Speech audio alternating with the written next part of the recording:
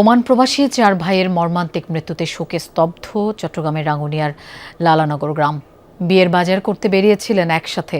গ্রামের বাড়িতে আনন্দ উৎসবের আমেজ, কিন্তু মুহূর্তে তার রূপ নিল বিষাদে। গাড়ির ভেতর থেকে 4 ভাইয়ের মরদেহ উদ্ধার করে ওমান পুলিশ।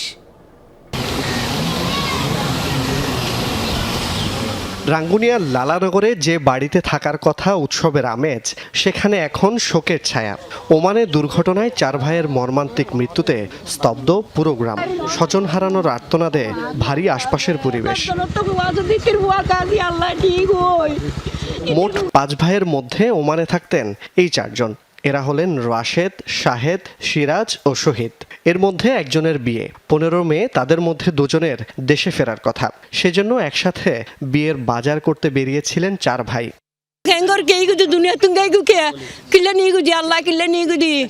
আল্লাহ একটা ফোয়া কিল্লে নিয়ে গুজি মানে নিবার কোনো সিদ্ধান্ত না লাগার। এটা তো একটা অকল্যাণের বিষয়। হয়তো একজন এক পরিবারের 4 জন লোক একসাথে মারা যাওয়া কেউ সহ্য করতে পারবে? মৃত্যুর ঘটনা জানার পর থেকে শোকে পাথর স্বজনেরা। বৃদ্ধা মা অসুস্থ, তাই আদরের 4 সন্তানের মৃত্যুর খবর জানানো হয়নি এখনো। মায়েদের সার্গো হওয়া দরকার গেই মায় হইনি হলে সার্গো ফুয়া মারা গেই উনিলে হারাত গুনিলে এই অসুস্থ তার হারানোর ব্যক্তি নদের দেরি। তাদের পরিবার অবস্থা কালকে থেকে তো এমনি বলছে অসুস্থ, কান্নাকাটি করতেছে, এই করতেছে, বলে নাই প্রপারলি কাউকে বলে। ওনার মা বেহুশ হয়ে যাচ্ছে বারবার। কিছুক্ষণ আগে ডক্টর আসছিল ট্রিটমেন্ট করতে। ওনার মা তেমন পুরোটা নিউজ জানে না।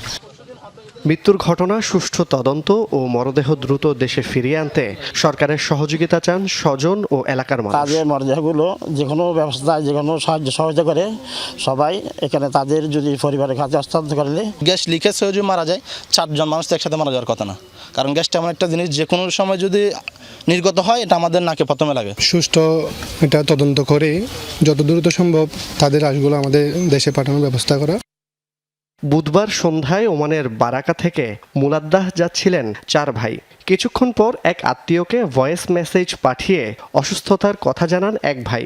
বলেন তারা গাড়ির ভেতর থেকে বের হতে পারছেন না। পরে খবর পেয়ে স্থানীয় পুলিশ ঘটনাস্থলে গিয়ে গাড়ির ভেতর থেকে 4 জনের মরদেহ উদ্ধার করে। বিষাক্ত গ্যাস লিক হয়ে মৃত্যু হয়েছে বলে প্রাথমিকভাবে ধারণা করা হলেও পূর্ণাঙ্গ ময়নাতদন্ত প্রতিবেদনের অপেক্ষায় আছে ওমান পুলিশ।